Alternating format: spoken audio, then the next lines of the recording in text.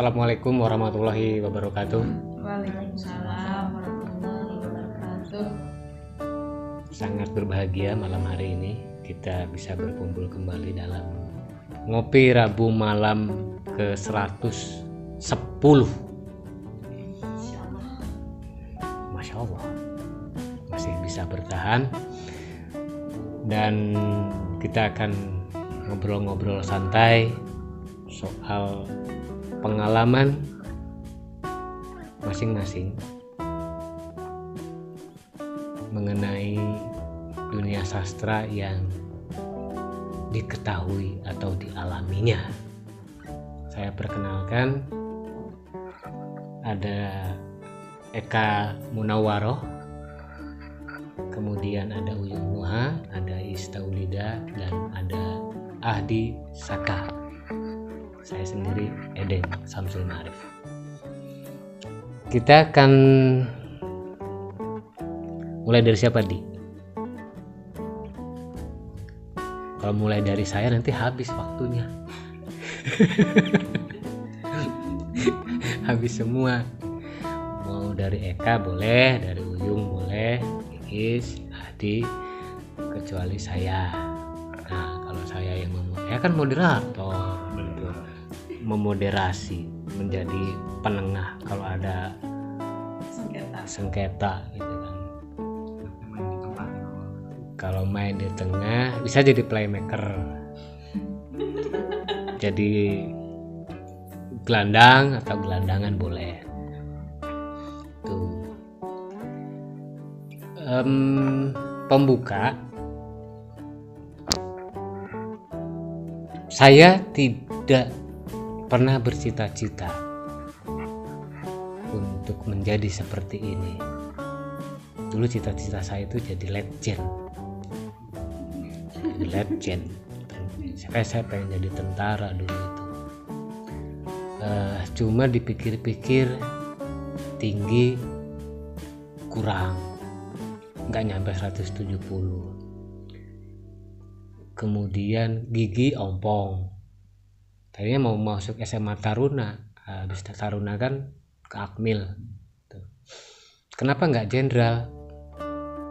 Saya nggak merasa keren dengan jenderal, legend, sebagaimana Qaddafi bertahan dengan kolonelnya itu. Ya, Qaddafi kan nggak mau jadi brigjen kan, untuk mau jadi kolonel. Gitu. Saya tidak juga didorong oleh orang tua,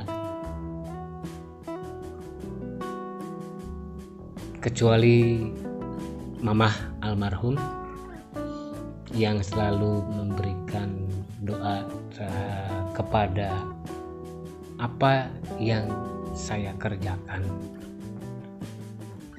Jadi karena orang tua saya juga nggak ngerti apa yang saya geluti. Misalnya dulu sering ikut lomba baca puisi lah, lomba menulis misalnya. Itu orang tua cuma tahu apa kebutuhannya dan diusahakan semampunya, cuma itu. Dan saya juga nggak minta muluk-muluk, tidak minta difasilitasi sebagaimana mestinya. Jikapun ada, saya terima, jika tidak ya sudah. Saya mulai belajar menulis itu karena panas sama kakak saya. Kakak saya itu dia udah waktu saya SMA kelas 2, kakak saya udah kuliah, dia ikut diklat jurnalistik, kemudian bisa nulis di koran, namanya sering muncul setiap minggu. Dulu itu di sini di Cirebon cuma ada satu koran KMD, koran masuk desa, namanya PR edisi Cirebon. Jadi cabang PR di Cirebon lah, di wilayah 3, dan itu terbitnya setiap hari Sabtu. Jadi saya yang masih berseragam abu-abu saat itu bergaulnya dengan yang saya sudah punya anak cucu, karena seangkatan saya hampir tidak ada. Adapun Tanti Erskober itu anaknya almarhum Pak Tandi. Dulu dia di SMA 6, kemudian sekarang sudah jadi dosen di Unpad. Entah ngapain gitu loh. Tapi yang jelas seangkatan saya cuma Tanti, angkatan saya. Itu pun sekarang mungkin memilih untuk menjadi dosen saja, entah masih menulis atau tidak. Dan karena dulu itu saya tidak punya mesin tik, saya sering numpang di TU kalau TU-nya sudah pada pulang, atau di redaksi PR edisi kalau wartawannya sudah off. Saya sering nginep di kantor redaksi karena kebetulan kantor redaksi PR edisi Cirebon itu sekaligus jadi tempat berkumpulnya sastrawan, seniman. Itu ngumpulnya di situ semua.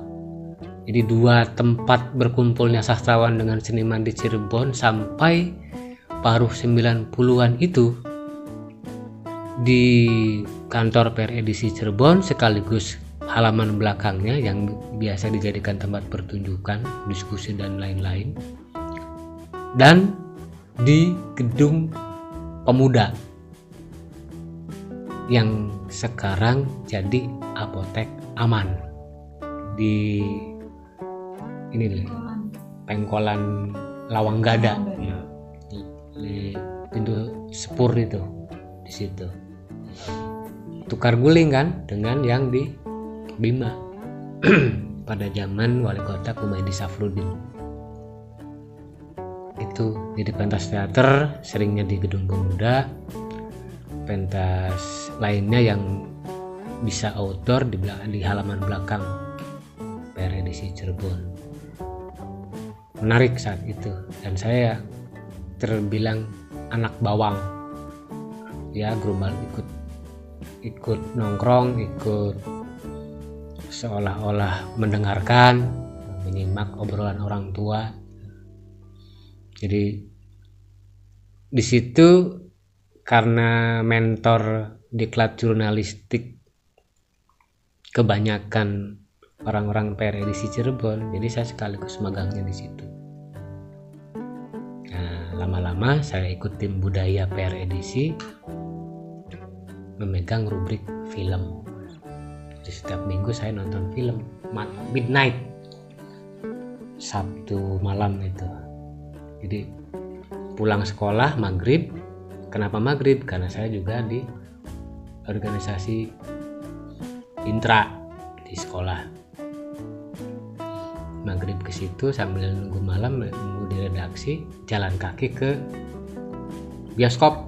Kalau nggak Golden, Galaxy. Mana tuh Pak? Golden itu di Kalibaru. Kalibaru. Yang sebelah sininya Jin Slea. Ya. Oh iya. Sebelah sini, sebelah timurnya. Itu Iya sekali. itu Golden. Ada bioskop. Kalau Galaxy itu sebelahnya Hero. Nah, aku di situ. Convention sekarang, jadi convention. Ya. Oh iya, tahu. Nah, Galaxy itu kemudian jadi Cineplex ya, Cineplex. Jadi Cineplex itu bioskop yang banyak, sinema kompleks. jadi studionya banyak gitu, di Cineplex. Dan dapat komplimen, dapat tiket gratis. Ya pakai seragam abu-abu itu. Malam jam 11 nonton. Dewekan bae. Tuh. Cie nomad. Ya karena deket, saya jalan kaki, pulangnya jalan kaki lagi, irit ongkos. Nah itu kan malam minggu, baru habis pulang dari nonton saya ketik langsung di redaksi, saya taruh di meja redaktur, paginya saya pulang. Nanti nggak pakai kelas ya? Itu per edisinya sudah dijual, sudah kosong, sudah pindah kantor kan. Itu kantor kenangan bersejarah. Hampir seluruh orang besar pernah singgah di situ. Strategis gitu. Jadi kenapa saya excited saat itu? Ya, di saat masih seragam abu-abu, saya bersaing dengan penulis yang sudah kesohor, penulis yang baru dengar namanya aja sudah ngeri gitu kan. Dan saya ketemu secara langsung pun juga ya takut-takut, nggak pede karena soal nama besar itu. Dan terutama di Jawa Barat, koran ini jadi tujuan penting, jadi apa ya, jadi rujukan juga karena menyediakan 4 halaman untuk budaya, 2 halaman untuk bahasa Indonesia, 2 halaman untuk bahasa Cirebon. Tanpa iklan ya? Bersih itu tanpa iklan.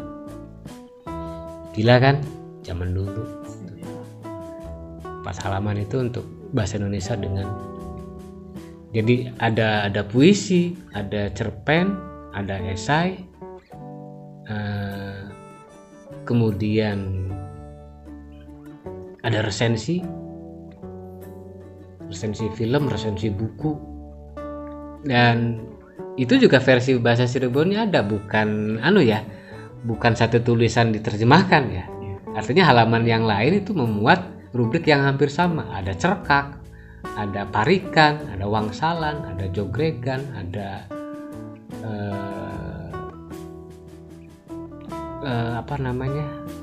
sejarah desa misalnya gitu loh. Jadi penulis-penulis sejarah yang produktif dan punya referensi cukup baik itu dituangkannya di halaman itu. Sampai saya 94 meninggalkan Cirebon ke Jogja, tapi masih komunikasi dengan redakturnya dan beberapa kesempatan sering mengirim tulisan. Situasi berubah, manajemen berubah. Jadi sejak 95 kalau tidak salah, 95 atau 96 itu karena perubahan manajemen, kantor tidak lagi di tongkrongan, ya malum lah, seniman sastrawan kan biasanya gak tertib gitu lah. Kantor kok jadi tempat tongkrongan gitu kan. Tapi bagaimanapun ada kurang lebihnya perubahan manajemen itu. Kemudian gedung kesenian tahun 97, 98 dibangun di Bima, otomatis kan aktivitas kebudayaan bergeser itu. Ya sampai sekitar tahun 2000 mungkin ya, 2000 itu halaman budaya di per edisi masih ada, tapi berkurang dari jadinya 2 halaman kemudian jadi 1 halaman sampai lahir Radar. Nah, itu ada kompetitor sampai hari ini. Aktivitas saya menulis, dan saat itu waktu di sini juga saya nimbrung ikut-ikutan belajar teater. Saya lanjutkan di Jogja, dan baik menulis maupun berteaternya ya begitu. Nggak kepikir, nggak kebayang bahwa saya akan bertemu Adi, saya akan bertemu Yuyun, akan bertemu Iis dengan acara yang diselenggarakan setiap minggu gitu. Pulang dari Jogja kan saya diajak almarhum Mas Alwi untuk di DKC. DKC gedungnya dibangun 2003, sekretariatnya, kantornya. Karena sebelumnya kan 98 itu udah ada DKC itu. Itu saya kerja di balkon gedung kesenian. atas, dulunya di situ sekrenya. Kemudian Mas Alwi minta ke Kadis Parbud Jabar, Pak Mehmet Hamdan saat itu, Pak, saya punya desain bangunan kantor Dewan Kesenian Cirebon, saya nggak mau pegang uang, saya cuma mau bangunan itu jadilah gitu. Ya, beberapa aktivitas kami kerjakan, bikin lingkar studi sastra, bikin CS gitu. Center Empowering Society and Cultural Studies. Jadi lingkar studi sastra atau LSS itu media diperuntukkan untuk publik, aktivitas kesenian, aktivitas sastra untuk khalayak, CSCS untuk penguatan ke dalam, diskusi internal. Itu rumah besarnya Dewan Kesenian Cirebon. Itu singkatnya begitu, tapi panjang kan? Ini sudah berapa menit? Masih belum semua sih. Semua tuh. Panjang. Itu baru Iya. tahun 9 dari kurun 99. Iya, saya belajar menulis Dalam- 92. Tulisan pertama saya itu tentang Gua Sunyaragi. Gitu. Aku sudah lahir. Tulisan Masih di alam. iya, tapi ngelihatnya nggak mesti nggak usah seperti itu, kayak kelihatan tua banget gitu. Masih muda kok. Jadi matanya tuh menuduh. Saya tidak muda lagi. Kok saya dituduh ya? Emang udah begini gitu. Awet muda. Itu teman-teman gitu.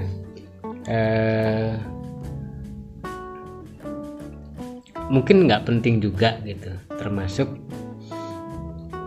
saya yang biasa mengclipping tulisan saya gitu lah. Setiap minggu tuh saya clipping, saya gunting.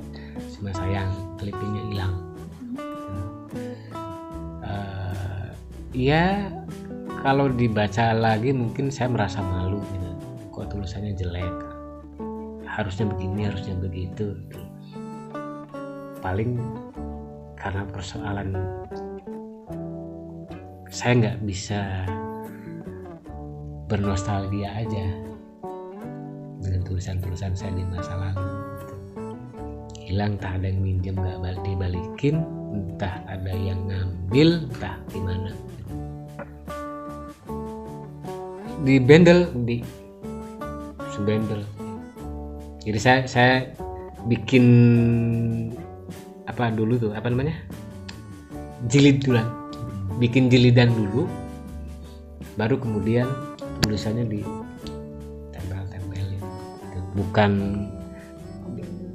Bukan apa kertas kosong digabung nggak begitu, tapi udah dibikin jilidnya dulu, baru tulisannya ditempelin. Itu ya beberapa yang masih bisa saya selamatkan, yang belum di clipping masih ada sih, tapi selebihnya virtual, artinya online kan. Jadi beberapa tulisan juga saya simpan di internet, di drive atau di medsos, biar nggak hilang. Itu diantaranya.